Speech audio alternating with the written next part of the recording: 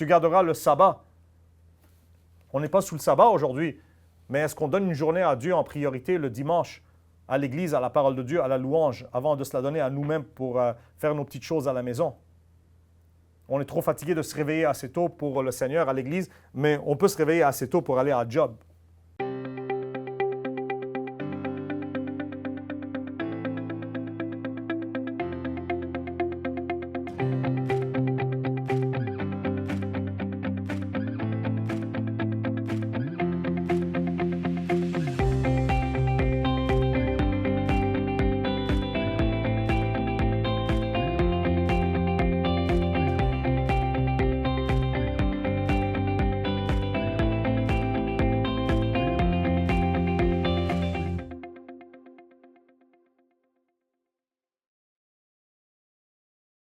Bonjour tout le monde, mon nom est Georges Antonios. Je suis sauvé par la grâce de Dieu à travers Jésus-Christ depuis 1990 et j'ai l'honneur d'être le pasteur de l'Église baptiste de l'Espoir du Grand Montréal, Hope Baptist Church of Greater Montreal. Aujourd'hui, c'est un plaisir et un honneur d'être ici à Théovox dans le contexte de théologique pour prêcher mon grand Sauveur et Seigneur, le Seigneur Jésus-Christ. Mon pasteur m'a toujours renseigné que la meilleure chose à prêcher, c'est prêcher le Seigneur Jésus-Christ lui-même. Et étant donné que c'est la première fois que je m'adresse à vous sur cette plateforme, j'avais sur le cœur de glorifier le Seigneur Jésus-Christ. Fait qu'on va parler de lui et on va parler de la raison pour laquelle le Seigneur Jésus-Christ est si saillant parmi non seulement tous les êtres humains, mais parmi tous les meneurs religieux. Jésus-Christ est saillant parmi les philosophes, il est saillant parmi les politiciens, il est saillant parmi les religieux. Il se distingue en eux de cette manière différente, vraiment qui sont uniques à lui. Car le Seigneur Jésus-Christ n'est pas juste monsieur, madame, tout le monde. Ce n'est pas juste un autre saint, ce n'est pas un autre philosophe, ce n'est pas un autre révolutionnaire. Absolument pas. Sa gloire excède celle de tous les hommes, comme que le trône de Dieu excède la hauteur de la terre et des cieux même. Donc, une des choses qui est spéciale concernant le Seigneur Jésus-Christ, qui le met à part, qui le distingue comme étant plus qu'un simple homme sage, c'est par exemple qu'il est le seul né d'une vierge. C'est le seul homme né d'une vierge. Et pourquoi est-ce important? Parce que tous les hommes sont nés, sont formés dans la nature pécheresse après la chute d'Adam. Après la chute d'Adam, malheureusement, nous avons hérité d'une nature pécheresse. Les enfants sont innocents, ils n'ont pas de culpabilité, mais nous avons cette propensité au péché. Nous sommes naturellement inclinés vers le péché. Même les petits enfants tout cute, là, tout mignons, qu'on veut te croquer tellement qu'ils sont mignons. Si vous avez deux jumeaux qui ont faim et qu'on leur donne un verre de lait, ils vont se dévorer. Victor Hugo, fameusement dans un poème qui décrivait la France, qui était saisie de guerre civile, décrivait la France comme si c'était des jumeaux qui s'arrachaient le sein de leur mère pour avoir le lait. Malheureusement, c'est ce qui se passe, c'est la nature humaine. Le meilleur des hommes, David dit qu'il a été conçu dans le péché, il a été formé dans l'iniquité. Jésus-Christ, non. Et tous les hommes, qui qu'ils soient, sont nés avec cette nature pécheresse. Je cite ici la Bible française King James, et si vous voulez en avoir une copie, vous pouvez toujours contacter Théovox ou nous contacter à l'Église baptiste de l'Espoir du Grand Montréal, Hope Baptist Church. Ici, Job, chapitre 15, verset 14, dans cette précieuse parole de Dieu que je tiens dans ma main, Job pose la question en disant « Qu'est-ce que l'homme pour qu'il soit net, et celui qui est né d'une femme pour qu'il soit droit ?» Parce que tous ceux qui sont nés d'une femme ne sont pas droits. Job chapitre 14, verset 4, c'est un refrain dans le livre de Job. Qui peut faire sortir le pur de ce qui est souillé? Donc, qui peut donner naissance à un être humain pur, étant donné que cet être humain naît d'un autre humain qui lui-même est souillé. Ce qui est souillé engendre le souillé, et ce qui est pur engendre le pur. Étant donné que nous sommes tous souillés, incluant Marie, dans sa nature elle-même, si elle aurait eu une relation avec Joseph, elle aurait engendré un être souillé tout comme elle. Rappelez-vous que Marie a besoin d'un sauveur. Dans le Magnificat, à l'apparition de l'ange Gabriel à elle, elle a dit que son âme se réjouit en Dieu, son sauveur. Même Marie avait besoin d'un sauveur. Pourquoi? Parce qu'elle est née de parents pécheurs, du moins selon la parole de Dieu.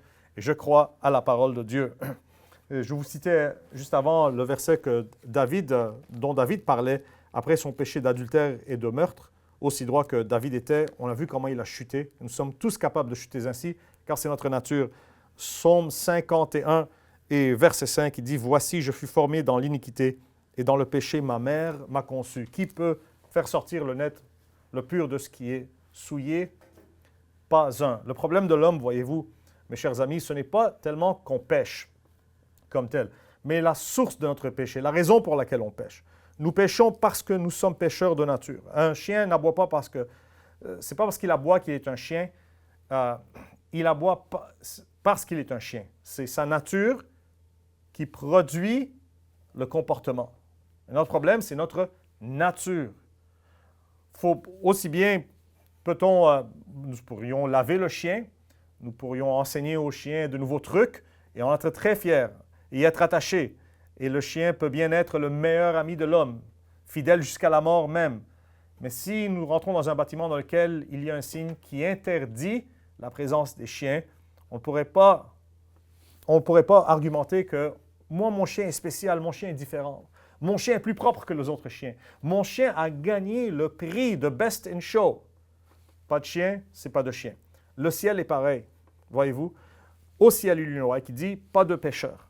Ça se peut bien que tu sois meilleur que les autres hommes. Ça se peut bien que tu sois une personne morale, religieuse même, quelqu'un qui est relativement intègre, relativement honnête, surtout en comparaison aux autres êtres humains. Ce n'est pas difficile aujourd'hui de paraître droit. Nous sommes dans une société tellement perverse et corrompue que la moindre moralité nous fait paraître comme des saints.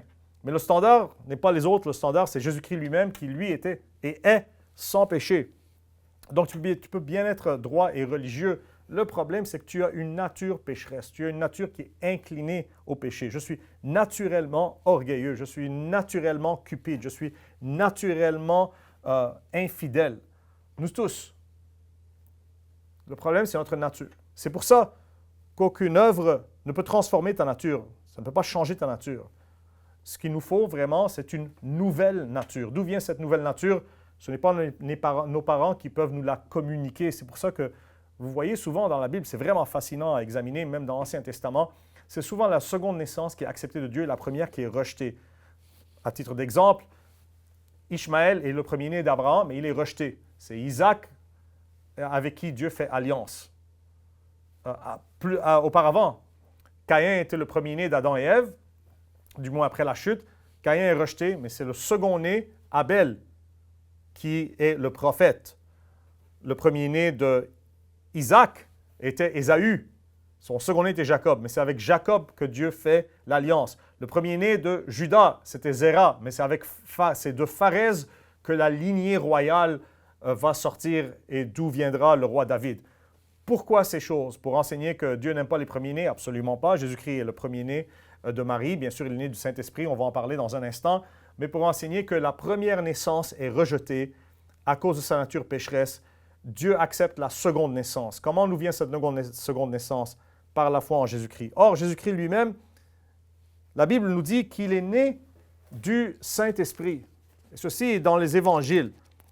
L'ange Gabriel va paraître à Marie et il va la saluer et il va lui dire, écoutez bien maintenant, je suis dans Luc chapitre 1, verset 30, l'ange lui dit, « N'aie pas peur Marie, car tu as trouvé faveur devant Dieu. Et voici, tu concevras dans ton utérus et tu enfanteras un fils et tu appelleras son nom Jésus. Il sera grand et sera appelé le Fils du Plus-Haut. Et le Seigneur Dieu lui donnera le trône de son père David, et il régnera sur la maison de Jacob pour toujours, et son royaume sera sans fin. » Alors Marie dit à l'ange, « Comment cela se fera-t-il puisque je ne connais pas d'homme? » Et l'ange répondit, lui dit, « L'Esprit Saint viendra sur toi, et le pouvoir du Plus-Haut te couvrira de son ombre. Par conséquent, cette sainte chose qui naîtra de toi sera appelée le Fils de Dieu. » Jésus-Christ est né, conçu par le Saint-Esprit. Il est l'exception en 6000 ans d'histoire humaine. Dans Jean chapitre 3, une des raisons pourquoi je prône la version française de la Bible King James, c'est parce qu'il y a un qualificatif clé, un adjectif clé, qui est manquant dans les autres versions, mais qui est présent dans la King James. Jean chapitre 3, écoutez bien, Jean chapitre 3, verset 16. D'accord? C'est le verset le plus mémorisé par les chrétiens, et à juste raison. Jean chapitre 3, verset 16, dit « Car Dieu a tant aimé le monde qu'il donna son Fils, son seul Fils engendré, afin que quiconque croit en lui ne périsse point, mais qu'il ait la vie éternelle. Son seul Fils engendré. Si nous disons juste que Jésus-Christ est le seul Fils, techniquement, ce n'est pas exact, car tous les croyants sont fils de Dieu. Les anges sont qualifiés de fils de Dieu ou décrits comme des fils de Dieu. Jésus-Christ est le seul Fils engendré. Pourquoi ce mot engendré? Parce que c'est le seul homme dont la chair même est née du Saint-Esprit. Moi, j'ai cru au Seigneur Jésus-Christ en 1990. Ma chair est née en 1990 de parents pécheurs, mais pas mon esprit. Mon esprit est né de Dieu en 1990. J'ai un esprit qui est né de Dieu, mais je n'ai pas une chair qui est née de Dieu. Aurais-je eu une chair née de Dieu, je serais sans péché. Voyez-vous? J'aurais une nature tout entière qui aime le bien. Mais ce n'est pas le cas. Jésus-Christ, par contre, non seulement est-ce que son esprit est né de Dieu, mais son corps même est né de Dieu. Donc, son corps n'est pas souillé. Et Jésus-Christ est la réponse, ou vraiment le Saint-Esprit est la réponse de Job, qui peut faire sortir de quoi de pur de ce qui est souillé. Qu'est-ce que l'homme qui est né d'une femme pour qu'il soit pur? Job pose la question. La réponse est qu'il y a un qui puisse le faire, ce n'est pas l'homme, c'est Dieu. Dieu a pu sortir ce qui est pur, Jésus-Christ, de ce qui est souillé, Marie. Comment? Non pas par une relation avec Joseph, qui aurait engendré un être pécheur comme eux et déchu comme eux, mais par le Saint-Esprit. C'est la raison pour laquelle c'était impossible au corps de Jésus-Christ qu'il ne corrompe. Et cela est mentionné dans Psaume 16 que Pierre reprend en citant dans Actes chapitre 2. Il dit que le corps de Christ n'a pas vu la corruption. Tu ne permettras pas à ton sein de voir corruption. Le corps de Jésus-Christ est incorruptible. Si Jésus-Christ aurait choisi de ne pas ressusciter, aujourd'hui, 2000 ans plus tard, son corps serait encore dans son tombeau, il ne puerait pas, il ne serait pas mangé de verre, il serait incorruptible. Il est incorruptible. Non pas comme le morceau de pain que le prêtre vous donne et qui prétend être, par la doctrine de la transsubstantiation, le corps même de Jésus-Christ. Vous voulez tester cette doctrine, c'est très facile et la Bible nous commande de tester les esprits. Prenez ce morceau de pain qui a été béni par un prêtre, mettez-le dans votre cuisine et revenez-y dans, je ne sais pas, 7 mois. Et voyez l'état de ce morceau de pain. Je vous promets que les hamburgers de McDonald's dureront plus longtemps que ce morceau de pain. Ce morceau de pain corrompt. Preuve qu'il n'est pas le corps de Dieu. Le corps de Dieu ne peut pas être corrompu parce que la corruption, c'est une conséquence du péché. Or, le corps de Jésus-Christ est sans péché, donc il ne peut pas être corrompu. Voyez-vous, c'est le seul homme qui est né comme ça. Mohamed est né de parents pécheurs. Il a hérité d'une nature pécheresse. N'importe qui. David est né de parents pécheurs. Il avait une nature pécheresse. Marie aussi. Les papes sont nés de parents pécheurs, donc ils ont une nature pécheresse. Les pasteurs sont nés de parents pécheurs, donc ils ont une nature pécheresse. Jésus-Christ, l'exception, est né du Saint-Esprit. Son corps même est sans péché. Et c'est la raison pour laquelle, ce qui est vraiment intéressant ici, c'est l'émission théologique, c'est qu'il y a une importance théologique à ceci. Et l'importance théologique est la suivante, c'est que les sacrifices qui étaient offerts en Dieu dans l'Ancien Testament devaient être non souillés, sans péché, sans défaut, absolument en tout point pur, sinon le sacrifice était rejeté. Donc, si le corps de Jésus-Christ avait le principe du péché dans sa chair, il n'aurait pas été accepté comme sacrifice sur la croix. Voyez-vous la raison pour laquelle il fallait que le corps de Jésus-Christ soit pur? Je ne parle pas juste de son âme et son esprit, mais bien physiquement de son corps. Son ADN est né du Saint-Esprit de Dieu. En passant, c'est la promesse que nous avons en Jésus-Christ, c'est que le jour de la résurrection, le jour de l'adoption, c'est bien notre résurrection, c'est l'adoption. Quand la Bible parle de l'adoption est future. Nous avons reçu maintenant l'esprit de l'adoption en guise de la future adoption physique. Notre corps sera physiquement adopté à la résurrection. Vous aussi, vous aurez un corps physique né de Dieu qui ne peut plus pécher. Et votre salut sera ainsi complet en tout point, corps, âme et esprit. Voyez-vous? Donc, la raison pour laquelle Jésus-Christ devait être sans péché dans son corps, non seulement dans son comportement, c'est pour que son corps soit acceptablement brisé sur l'autel de la croix, afin que Dieu le Père accepte ce sacrifice expiateur pour nous pardonner nos péchés. Alléluia, amen. Voyez comment la Bible, même si tu n'y crois pas, force est d'admettre qu'il y a une consistance théologique dans les doctrines qui sont enseignées par le Nouveau Testament. Fait que ça, c'est un côté unique du Seigneur Jésus-Christ, un autre côté unique bien sûr, qui en dérive, c'est que c'est le seul qui n'est jamais péché. Et nous avons tous péché, parce que nous avons tous une nature pécheresse.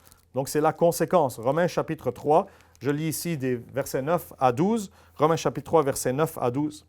Quoi alors, sommes-nous meilleurs qu'eux? Non, en aucun cas, car nous avons précédemment prouvé que juifs et gentils, donc juifs et non-juifs, sont tous sous le péché. Comme il est écrit, il n'y en a aucun de droit, non pas un seul. Ça, c'est selon le standard de Dieu. Il n'y a aucun qui comprenne, il n'y en a aucun qui recherche Dieu. Ils sont tous sortis du chemin. Ils sont tous ensemble devenus improductifs. Il n'y en a aucun qui fasse bien, non pas un seul. Leur gorge est un sépulcre ouvert, etc. Là, quand la Bible dit qu'il n'y a personne qui fasse le bien, Paul n'est pas en train de dire qu'il n'y a personne qui fasse aucun acte moral de bon. C'est sûr qu'il y a beaucoup de gens perdus, sauvés et perdus, qui font des actes moraux qui sont bien, mais aucun qui le fait assez pour plaire à Dieu. Personne ne cherche Dieu assez pour plaire à Dieu. Personne n'est droit assez pour plaire à Dieu. C'est ça qu'il est en train d'enseigner. Personne. Personne. Ni le pasteur, ni pape, ni philosophe, ni politicien, ni religieux, ni rechercheur, ni docteur, ni travailleur, ni quelqu'un qui a fondé une œuvre humanitaire ou une organisation à but non lucratif. Toutes ces choses sont bonnes de les faire. Mais ça n'empêche que nous restons pécheurs. Le plus grand des hommes ne reste qu'un homme à son plus grand moment. Car tous ont péché, la Bible dit, Romains 3, 23, et sont venus à court de la gloire de Dieu. Vous savez, c'est quoi le péché? Nous, on pense que le problème de l'homme, on est tellement mélangé dans le péché. Nous y sommes si habitués que la Bible décrit l'homme comme étant un être qui boit l'iniquité comme l'eau. On ne la sent plus. Nous sommes comme la truie dans la boue, nous ne la sentons plus. Nous n'avons plus de conscience quasiment, surtout dans notre société aujourd'hui. Mais la moindre des choses peut être un péché. Un manque de remerciement est un péché. Un manque de foi est un péché. Des fois, un manque d'espoir peut être un péché. Une pensée sotte, pas nécessairement maléfique, mais la Bible dit que la pensée de sottise, une pensée insensée est un péché. Voyez-vous, je respire le péché, je le bois comme de l'eau. C'est ma nature. On ne le sent pas parce que vous êtes déjà rentré dans une chambre, et vous pensez que l'air est propre et c'est une belle chambre, et tout d'un coup, vu d'un certain angle, les rayons du soleil qui entrent dans la chambre par la fenêtre heurtent des poussières qui flottent dans l'air. Tout d'un coup, les rayons du soleil sont visibles, mais aussi toute la poussière qui flotte dans la chambre. Et là, on réalise que nous sommes en train de respirer toute cette poussière. L'homme est ainsi. On ne voit pas comment nous sommes pécheurs. C'est pour ça que vous avez besoin d'écouter des prêches comme ça, parce que la parole de Dieu expose le péché dans mon cœur. Et pour mon bien, ce n'est pas pour me juger, ce n'est pas pour me détruire, c'est pour m'amener à la confession, à la repentance, c'est pour m'amener au pied de Jésus-Christ pour que lui, il puisse m'expier, c'est pour que lui, il puisse me sauver, me pardonner et me laver. Il est la réponse. Ils ont tous péché. Tous, sans exception. J'hésite à nommer les grands héros de ce monde duquel les gens pensent qu'ils sont de grands héros, des hommes moraux et vaillants, parce que la plupart des gens que les médias ont élevés comme étant des exemples moraux étaient en vraie vie dégueulasses. Vraiment, c'est le cas de le dire. C'est le cas de le dire. Mais tu peux prendre dans ta tête la personne la plus droite que tu connaisses, c'est quelqu'un qui pêche. Tout ce que tu as à faire, c'est passe à travers les 10 commandements. Tu n'auras aucun autre Dieu que moi. Comparé à ça, oui, peut-être que je ne me prosterne pas au Dieu du bouddhisme, mais je mets la télévision ou Facebook avant Dieu, je mets l'argent avant Dieu, je me mets moi-même avant Dieu. Quand je donne priorité à moi-même avant mon devoir envers Dieu, quand je donne priorité à regarder mon écran avant de lire la parole de Dieu, je suis en train de briser le plus grand des commandements. Le second commandement, c'est tu ne te tailleras pas d'image. Tu ne te prosterneras pas devant ces images. On dit, mais moi, je n'adore pas les images. Peut-être pas, mais nous nous prosternons devant les images de soi-même et devant les images qui passent à l'écran. Nous les adorons comme si c'était des dieux. Il y a des idoles qu'on érige dans notre cœur. Tu ne prendras pas le nom du Seigneur, ton Dieu, en vain, car le Seigneur ne le tiendra pas innocent qui prend son nom en vain. Savez-vous où est-ce qu'on vit ici? Je ne sais pas si vous nous écoutez en France, mais ici au Québec, le nom de Jésus-Christ est la façon la plus populaire et commune d'injurer, on dit de sacrer, mais ce n'est pas vraiment le mot. On dit son nom comme si c'était un sac, comme si c'était quelque chose de sale. À chaque fois qu'on fait cela, on pêche contre le nom de Dieu. C'est le 3e commandement sur 613 tellement que Dieu y tient. Nous sommes tous pécheurs. Tu garderas le sabbat. On n'est pas sous le sabbat aujourd'hui, mais est-ce qu'on donne une journée à Dieu en priorité le dimanche, à l'église, à la parole de Dieu, à la louange, avant de se la donner à nous-mêmes pour faire nos petites choses à la maison? On est trop fatigué de se réveiller assez tôt pour le Seigneur à l'église, mais on peut se réveiller assez tôt pour aller à job. Voyez-vous, honore ton père et ta mère. La Bible dit que celui qui va parler de ses parents légèrement est maudit. Qui les prend à la légère. Ah, c'est juste papa. C'est juste maman qui dit ça. Quand tu les prends à la légère, le livre de Lévitique dit que tu es maudit. Vous avez la source. Honorer ses parents, c'est la source de la moralité dans une société. C'est là que ça commence, à la maison. Tout le monde est bon sur « tu ne tueras point ». Là, tout le monde se sent « moi, je suis bien ». Mais si tu veux te comparer au meurtrier, c'est pas haut comme standard de moralité. C'est pas bien haut, ça. Mais le Seigneur Jésus-Christ vient, la Bible dit que « j'ai vu une fin de toute perfection, mais ton commandement est excessivement large ». Il élargit le commandement pour dire que ces lois n'étaient pas juste pour gouverner le comportement. Oui, ça, c'était l'Ancien Testament, ça gouvernait le comportement, mais en vérité, je voulais le cœur. Si tu haïs ton frère dans ton cœur sans cause, tu es coupable de meurtre. Tu ne voleras point. J'ai jamais volé de banque, moi. Non, mais si ton employeur te paye pour travailler de 9 à 5 et tu quittes à 4 heures et tu t'es fait payer de 9 à 5, tu as volé. Si tu as menti au gouvernement sur tes taxes, tu as volé. Ouais, mais ils me volent. Ça, c'est leur problème. Moi, je n'ai pas à justifier mon péché. Justement, justifier mon péché par le péché d'un autre est un péché, voyez-vous? On n'est pas capable de ne pas pécher. Nous sommes faibles. Tu ne commettras pas d'adultère. Même en regardant une femme, tu la désires dans ton cœur, tu la convoites, tu es coupable avec elle. N'ouvrons même pas le sujet de la pornographie, sans parler de ça. C'est un péché. On n'y pense plus rien. Coucher avec quelqu'un avant le mariage, ça reste un péché, les amis. La société a changé, Dieu n'a pas changé. La parole de Dieu n'a pas changé. Ce n'est pas pour juger, nous sommes tous pécheurs. Mais il faut bien comprendre quel est le standard de Dieu. Tu ne porteras pas de faux témoignages contre ton frère. Si souvent on raconte des mensonges, des balivernes, des exagérations, c'est un mensonge sur les autres. Tu ne convoiteras pas la maison de ton prochain, sa femme, ses serviteurs, sa voiture, son garage. Nous avons une société qui est bâtie sur la convoitise. Bâtie sur la convoitise. Regardez nos centres d'achat. Donc vous voyez, nous sommes tous pécheurs. Jésus-Christ est le seul qui a tenu tous ses commandements du premier jour qu'il était responsable envers Dieu, consciemment responsable envers Dieu, jusqu'au jour de sa mort. Pas un jour a-t-il eu une mauvaise pensée. Il a été tenté, mais il les a toutes résistées, à 100%. Le diable lui-même est venu le tenter dans son moment de faiblesse après 40 jours de jeûne, et comme un boxeur dont une main était attachée derrière lui, il a quand même knock-out en 3 rondes. Comment par la parole de Dieu? Il est écrit, il est écrit, il est écrit. Jésus-Christ vainc le diable dans le désert où Israël, le Fils de Dieu national, n'a pas pu vaincre pour que Jésus-Christ puisse justifier Israël et te justifier. C'est ça la bonne nouvelle. C'est le seul qui n'ait jamais péché. Il n'y a aucun autre homme qui est assez proche pour sauter, pour toucher le pied de Jésus-Christ. Toutes créatures sont sous lui, sous ses pieds, en termes de sainteté, de pouvoir, mais aussi surtout de sainteté. C'est ce qui le met à part de tout le monde, c'est que Dieu est saint. Jésus-Christ est saint. Il est noble, il est honorable et droit en tout point, en tout temps, en toute situation, même quand ça lui coûte de la souffrance. C'est le seul homme aussi qui puisse offrir à Dieu une rançon acceptable. C'est le seul. La Bible dit dans Matthieu chapitre... je vais vous lire plutôt Psaume 49. Car Jésus-Christ nous dit qu'est-ce que ça profiterait à l'homme s'il gagnerait le monde entier mais qu'il perdrait son âme. C'est pour ça que je prêche aujourd'hui. Je veux glorifier le Seigneur Jésus-Christ et m'assurer que ton âme est sauvée par la foi en lui. Écoutez bien, je vous en prie, Psaume 49, versets 7, 8 et 9. La parole de Dieu dit « Aucun d'eux ne peut en aucune manière racheter son frère. » Donc, on parle des manières dont Jésus-Christ est unique. Comment est-il unique?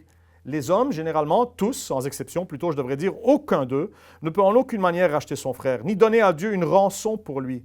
Car la rédemption de leur âme est précieuse et elle cesse pour toujours. Une fois mort, si tu n'es pas racheté, tu ne peux plus être racheté, rédempté. Donc, 7 et 9, je vais sauter par-dessus la parenthèse. Aucun d'eux ne peut en aucune manière racheter son frère, ni donner à Dieu une rançon pour lui, qu'il devrait encore vivre pour toujours et ne pas voir la corruption. Aucun homme. Aucun homme. Pas Marie, pas le pape, pas Mohamed, pas Bouddha. Ils ne peuvent pas t'expier. Vous savez comment j'ai été sauvé en 1990?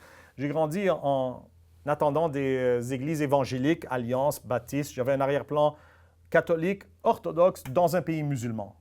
Donc, j'étais exposé à pas mal de choses, voyez-vous. Et j'allais à des églises évangéliques, j'entendais les prêches là-bas, j'entendais parler de Jésus-Christ, qu'il est mort pour mes péchés sur la croix, qu'il a ressuscité. Je remercie Dieu pour ces églises et ce qu'ils m'ont prêché. C'est vraiment toute une bénédiction. Mais j'avais quand même cet arrière-plan catholique avec les saints et avec Marie, et j'étais catholique au Moyen-Orient. Nous étions vraiment catholiques, pas comme les catholiques d'ici de nos jours. Et durant la guerre civile, on s'agenouillait et on priait souvent pour que le village d'Astérix priait pour que le ciel ne leur tombe pas sur la tête. Nous prions que les obus ne nous tombent pas sur la tête durant ces jours-là, dans les années 80, ça c'était l'année 90. Et j'avais menti à ma tante, quelques semaines auparavant, ça c'était vers décembre 90. J'avais menti à ma tante, je me sentais coupable. Et cette nuit-là, je me suis agenouillé durant l'autel familial quand les quatre nous prions. Et je m'en foutais des obus, je ne pense pas qu'il y avait des obus cette nuit, mais on priait quand même, manque d'électricité, etc. C'est la guerre, voyez-vous. J'étais plus concerné par le fait que j'avais menti que par la guerre. Et j'ai compris deux choses cette soirée, quand j'ai été sauvé. De un, c'est que j'ai compris ce que Jésus-Christ faisait sur la croix, qu'il mourait en substitution à ma place. Il payait pour mon mensonge, car les gages du péché, c'est la mort. Je méritais la mort pour ce mensonge. Jésus-Christ mourait pour ce mensonge. Ça, c'est de un. Mais vraiment, ce qui a été éclairci dans mon esprit par le Saint-Esprit. C'est comme si le Saint-Esprit de Dieu m'a posé la question, Georges, qui d'autre que Jésus-Christ mourrait pour toi sur la croix ce jour-là? Y avait-il un autre être humain sur la croix en train d'expier pour tes péchés que lui? Tout d'un coup, j'ai réalisé dans mon jeune esprit de 8 ans, Marie n'était pas sur la croix, donc elle ne pouvait pas expier pour mes péchés, ni intercéder pour mes péchés. Le pape n'était pas sur la croix. Les prêtres n'étaient pas sur la croix, le pasteur n'était pas sur la croix, mes parents n'étaient pas sur la croix. Il n'y avait qu'un seul homme ce jour-là sur la croix qui accomplissait l'œuvre de l'expiation, l'œuvre de la rédemption par son sang. Il n'y avait qu'un seul homme qui me rédemptait ce jour-là. Il n'y avait qu'un seul homme qui s'offrait comme une rançon pour mon âme. Et c'est le seul Fils engendré de Dieu, béni, le Seigneur Jésus-Christ, mon Sauveur et mon Seigneur. C'est la raison pour laquelle il est le seul qui puisse racheter l'homme et aucun autre. Nous y sommes rachetés, 1 Pierre chapitre 1, verset 18, « Car je veux que votre foi soit enracinée dans la puissance de la parole de Dieu et non dans la sagesse de l'homme. » C'est la raison pour laquelle nous citons les versets bibliques. C'est la parole de Dieu, 1 Pierre chapitre 1, verset 18, qui dit « D'autant plus que vous savez que vous n'avez pas été rachetés de votre vain comportement reçu par tradition de vos pères, mais par des choses corruptibles comme l'argent et l'or. » Donc, vous n'avez pas été rachetés par des choses corruptibles comme l'argent et l'or, mais par le précieux sang de Christ, comme celui d'un agneau sans défaut et sans tache. Amen. Merci Seigneur Jésus-Christ. C'est le seul homme qui a offert sa vie non seulement pour les autres, non seulement pour ses amis, mais qui a offert sa vie pour ses ennemis. Il en est unique. Il est unique. Vous savez, vous connaissez peut-être le verset dans lequel Jésus-Christ parle à ses apôtres, Jean chapitre 15, verset 13, et il leur dit la chose suivante. « Aucun homme n'a plus grand amour que ceci, qu'un homme donne sa vie pour ses amis. » Quand j'étais jeune, j'ai entendu l'histoire, c'était durant la guerre du Vietnam, et une grenade avait été lancée à l'intérieur d'une tente de soldats américains. Il n'y avait pas de temps pour qu'il s'échappe. Un de ces soldats, connu d'amis, s'est lancé sur la grenade, s'est attelé complètement sur la grenade par terre et a pris la grenade dans son estomac. Il y a eu plus qu'un cas comme ça qui est arrivé. Des fois même, ils survivent. Je crois que dans ce cas-là, il est mort. Qu'a-t-il fait cet homme? Il s'est sacrifié, il a donné sa vie pour ses amis. Grand amour. Parmi les hommes, il n'y a pas plus grand amour que cela. Mais avec Dieu, il y a un amour plus grand que cela. Quel est-il? Que Jésus-Christ s'est offert pour ses ennemis. Sur la croix, c'est ahurissant à y penser vraiment.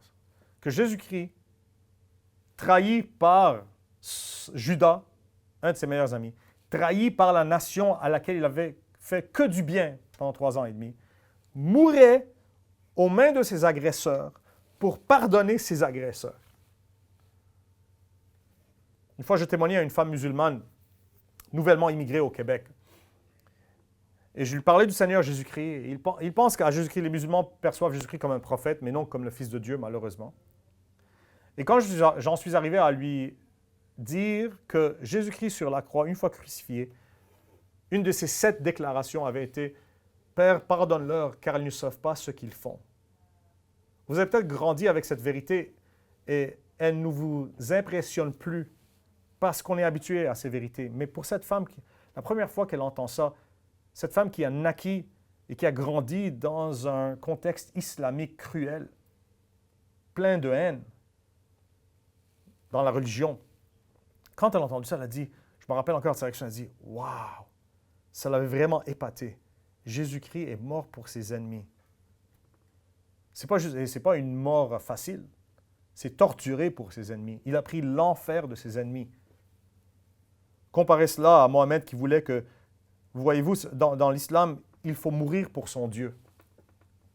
Mais dans la chrétienté, c'est Dieu qui meurt pour l'homme. C'est le berger qui offre sa vie, non seulement pour ses agneaux, mais il offre sa vie pour les loups, pour les transformer en brebis. Mais quel Seigneur! Mais quel Seigneur! Si tu ne crois pas que Jésus-Christ est mort pour tous les hommes, tu ne comprends pas vraiment l'amour du Seigneur Jésus-Christ. Tu limites l'amour de Dieu. L'amour de Dieu se dévoile, se déclare dans le fait qu'il meurt pour ses ennemis. Mais quel sauveur! Je l'aime tellement. C'est aussi le seul homme qui ressuscite d'entre les morts par sa propre puissance à ne jamais mourir encore. Plus jamais. Ça, c'est impossible pour les hommes à faire. Il y a des hommes qui ont été ressuscités dans l'Ancien Testament par Dieu, non pas par leur propre puissance, mais ils sont morts plus tard. Il y a des cas comme ça, comme les 2 fils des veuves ont été ressuscités par Élie et Élisée, mais ils sont morts par la suite. Et ils ont été ressuscités, bien sûr, par la puissance de Dieu, pas par leur propre force à ne plus jamais mourir. Ecclésiaste chapitre 8, verset 8. Ecclésiaste 8, 8. Il n'y a aucun homme qui ait pouvoir sur l'esprit pour retenir l'esprit, ni n'a pouvoir au jour de la mort. Il n'y a aucune dispense dans cette guerre, et l'immoralité ne délivrera pas non plus ceux qui y sont adonnés. Il n'y a aucun homme qui ait pouvoir sur l'esprit pour retenir l'esprit, ni n'a pouvoir au jour de la mort. Personne ne peut retenir l'esprit. C'est-tu W.B. Yeats, le poète irlandais ou écossais, je m'excuse si je me trompe, mais son père mourait, il a écrit un poème très fameux en anglais qui s'appelle « Rage against the dying of the light ». « Enrage-toi contre la mort de la lumière ». Et il écrivait en larmes aux côtés du lit de son père mourant. Il suppliait son père de guerroyer contre l'extinction de la lumière dans son esprit. Il voulait que son père vive. Il suppliait son père en larmes.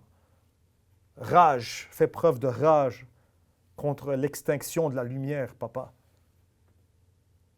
Son père est mort quand même. Combien nous avons guerroyé contre un cancer, contre une maladie. Nous avons prié, jeûné, voyagé le monde, tenté maintes solutions médicales, même peut-être de ramener les gens de la mort. Il n'y a qu'un seul qui en est revenu dans sa propre puissance, le Seigneur Jésus-Christ. Jean chapitre 10, c'est vraiment ça, c'est la base de la chrétienté. N'était-ce pour la résurrection? Paul dit que nous serions comme chrétiens les plus misérables de tous les hommes. Écoutez comment Jésus-Christ prophétise dans la puissance sa propre résurrection par sa propre force. Jean chapitre 10, verset 17. Par conséquent, mon Père m'aime parce que je donne ma vie afin que je puisse la reprendre. Aucun homme ne me l'ôte, mais je la donne de moi-même. J'ai le pouvoir de la donner et j'ai le pouvoir de la reprendre. Qui peut parler comme ça? Qui peut dire ça? Il a prouvé ce qu'il a dit. Il a prouvé ce qu'il a dit. Les empereurs romains sont morts, ils ont été dévorés par les vers de terre. Alexandre le Grand est mort, dévoré par les vers de terre. Les papes sont morts, dévorés par les vers de terre. Marie est morte, dévorée par les vers de terre. Les apôtres sont morts, dévorés par les vers de terre. Les faux prophètes sont morts, dévorés par les vers de terre. Mohamed est mort, dévoré par les vers. Bouddha est mort, et tous les Bouddhas morts, dévorés par les vers de terre. Tous Jésus-Christ ressuscite le troisième jour avec un corps incorruptible à ne plus jamais mourir. La mort n'a plus de dominion sur lui, la Bible dit. Aucun autre homme n'a pu faire cela. Aucun autre homme donc nous donne l'espoir de la vie. Il dit, je suis qui vis et qui était mort, à Jean dans Apocalypse 1, 18. Et voici, je suis vivant pour toujours. Amen. Et j'ai les clés de l'enfer et de la mort. Amen. Il a dépouillé la prison souterraine de l'enfer. Et il en est ressorti vivant.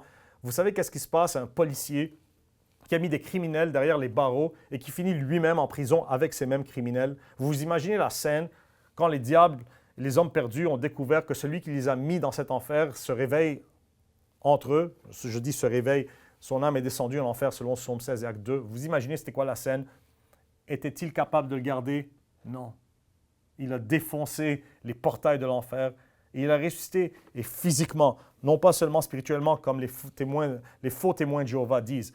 De ressusciter en simple esprit, non charnel, n'est pas une résurrection, c'est une triche. Les gens que j'aime, que j'ai perdus, que j'aimais physiquement, je veux que leur résurrection soit physique. Je veux pouvoir les reprendre dans mes bras et les serrer physiquement et les embrasser et les tenir proches de moi. Aucun autre type de victoire ne serait une vraie victoire contre la mort. Jésus-Christ a eu 7 victoires. Il a performé 7 victoires.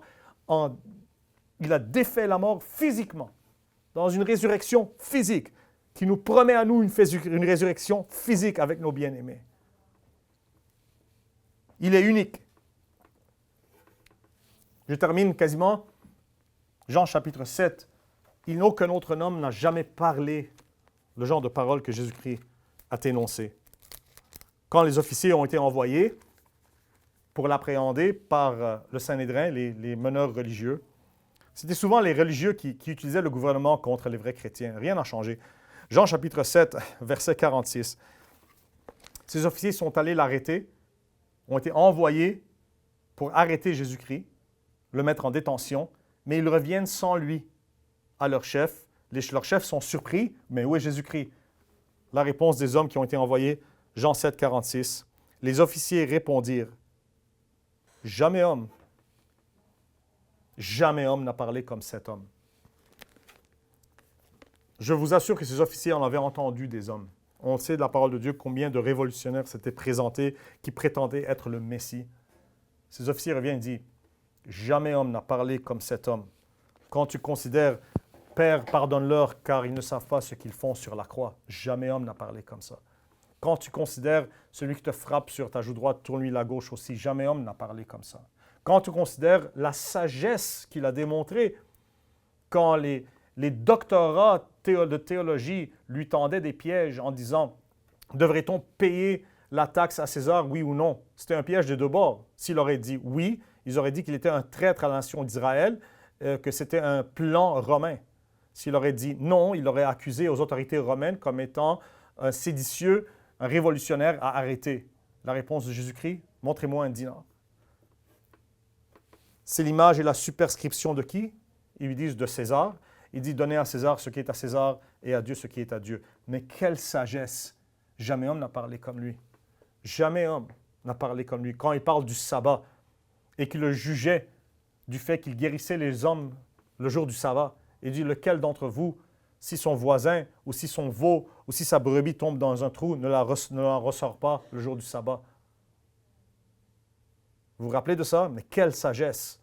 Quand ils ont amené la femme prise en adultère dans l'acte et ils disent, Moïse dans la loi dit que telle devrait être lapidée, que dis-tu? Que dis-tu? Il prêchait la miséricorde d'un bord, la parole de Dieu d'un autre. S'il aurait dit, oui, il faut la lapider, ils auraient dit, voici cet homme sans miséricorde. Et s'il aurait dit, non, ne la lapidez pas, ils auraient dit, voici un homme qui brise la loi de Moïse. Que fait Jésus-Christ? Il ne dit rien, il s'accroupit et commence à écrire par terre, peut-être le passage même. Tout d'un coup, il se relève et dit, celui qui est sans péché d'entre vous, qu'il lance la première pierre.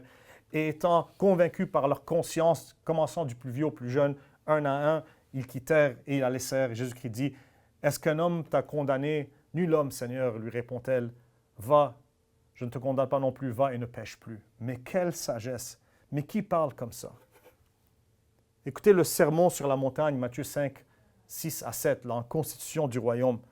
Aucun homme n'a jamais parlé comme le Seigneur Jésus-Christ. Ce n'est pas juste des philosophies vagues comme dans le bouddhisme. Ce ne sont pas des rêves vagues comme dans l'islam. Des paroles de vie que quand ton cœur est déchiré, plié en Dieu, tu peux ouvrir cette parole de Dieu et voir quelque chose dans les paroles de Jésus-Christ qui te parle à toi-même aujourd'hui, 2000 ans plus tard. Jamais homme n'a parlé comme cet homme. Et finalement, il est unique dans le fait que jamais homme n'a travaillé, n'a œuvré ce que cet homme a œuvré dans la terre. Considérez avec moi que Jésus-Christ n'a servi que 3 ans et demi. Jamais n'a-t-il été chef de parti politique. Il n'a jamais mené une armée. Il n'a jamais mené une révolution. Il n'a jamais même écrit un livre. Et en 3 ans et demi, il a changé le cours de l'humanité en arrivant aujourd'hui que ta date de naissance est datée selon et mesurée, calculée selon sa date de naissance. Et te voici aujourd'hui en train d'écouter un message sur Jésus-Christ. En 3 ans et demi, voilà ce qu'il a œuvré sur la terre. Jean chapitre 9, verset 32. Il est grand, mais il est grand. Jean 9, 32. Depuis le commencement du monde, on n'a jamais entendu dire qu'aucun homme ait ouvert les yeux d'un aveugle né. Personne n'avait jamais fait ça. Voici Jésus-Christ qui se présente. Il ouvre les yeux des aveugles nés. Il ressuscite les morts par sa propre puissance, à répétition, sans prière même, par simple parole. Il est plus grand que Élie et Élisée, par simple parole. Qui pouvait faire ça? Et il en parle lui-même. Jésus-Christ en parle lui-même dans Jean chapitre 15. Il dit que ces œuvres-là étaient témoignages du fait qu'il disait la vérité, qu'il est véritablement le Fils de Dieu. Jean 15, 24, il dit « Si je n'avais pas fait parmi eux les œuvres qu'aucun autre homme n'ait faites, ils n'auraient pas eu de péché. Mais maintenant, ils ont et vu et haï, et moi et mon Père. » Vous savez, toutes ces choses ont été faites pour que vous puissiez croire. Pour que vous puissiez croire. Donc, vous êtes maintenant responsable. Ayant entendu parler des choses qui font de Jésus-Christ un homme unique parmi tous les hommes de toute l'histoire confondue. Le seul homme né d'une vierge avec une nature sans péché. Le seul homme qui n'ait jamais péché. Le seul homme qui a pu offrir à Dieu une rançon acceptable pour l'expiation des péchés. Le seul homme qui a donné sa vie pour ses ennemis. On parle d'enfer ici. Le seul homme qui a pu ressusciter d'entre les morts physiquement par sa propre puissance à ne jamais mourir. Par après, le seul homme qui est parlé comme qu'il a parlé et le seul homme qui est œuvré comme qu'il a œuvré. Vous êtes aujourd'hui responsable ayant entendu parler de cela. Mettez-le au test. Prenez ces paroles et voyez, essayez-le. Jésus-Christ, es-tu capable de me pardonner? D'œuvrer en mon cœur le salut. Je t'ouvre mon cœur. Sauve-moi, pardonne-moi, justifie-moi par ta mort substitutrice et ta résurrection substitutrice. Donne-moi la vie éternelle. C'est ce que j'ai fait en décembre 1990. De tout ce que j'ai vu, de tout ce que j'ai entendu. Et plus je vis, et plus j'étudie, et plus le Seigneur Jésus-Christ me paraît unique. Ce n'est pas assez pour décrire toutes les manières de laquelle il est saillant parmi les hommes. La rose de Sharon, le pommier dans les bois. Jésus-Christ, le seul, l'unique, intouchable, inapprochable, sauf aux humbles, dans l'humilité. Aussi unique qu'il est, il est assez humble pour s'accroupir, condescendre, tendre la main à toi et à moi et nous amener à lui et de faire aussi de nous quelqu'un de spécial par sa grâce. C'est le message d'aujourd'hui, mes amis. Donc, je suis ravi d'être ici à Théologique avec Théo Vox, Georges Antonios, pécheur sauvé par le sang de Jésus-Christ, pasteur de l'Église baptiste de l'Espoir du Grand Montréal, Hope Baptist Church of Greater Montreal. Vous pouvez nous retrouver sur Facebook, Hope Baptist Church of Greater Montreal. Nos prêches sont en anglais, mais on prie de pouvoir commencer un service français un jour. Vous pouvez aussi trouver mon canal YouTube en anglais, Counsel and Might, Dr. Georges Antonios, Counsel, C-O-U-N-S-E-L, A-N-D-M-I-G-H-T, Counsel and Might, comme l'esprit de le conseil et la puissance, Ésaïe 11.2. Au plaisir de se reparler, de se revoir. Que Dieu vous bénisse et merci.